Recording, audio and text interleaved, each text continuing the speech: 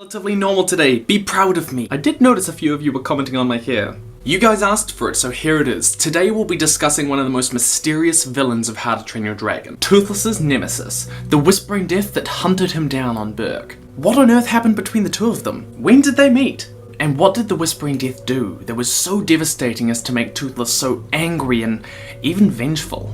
Let's get started.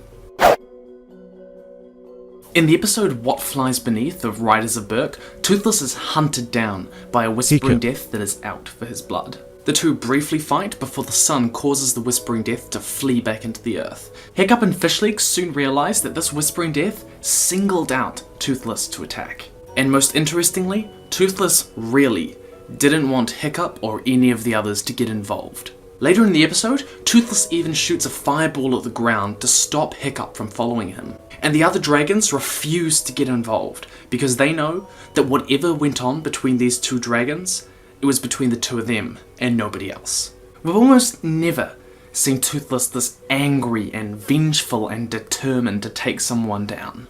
Through thick and thin against all enemies like Riker and Vigo and the Red Death and Drago, Toothless has stuck by Hiccup's side.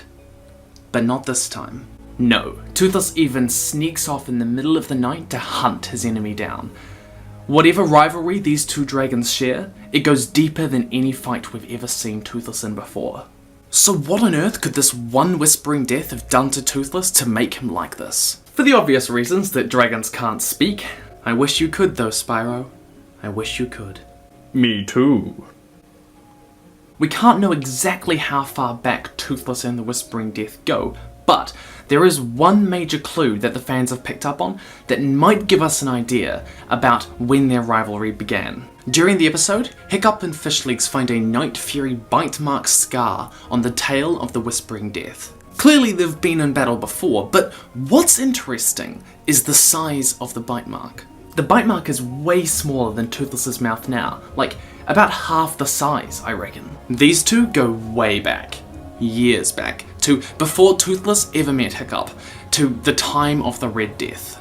Toothless was young when he first fought the Whispering Death, and they fought long and hard and viciously enough for them both to remember and hate one another all these years later.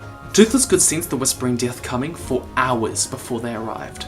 But what's interesting is that in the first movie we see all of the dragons that the Red Death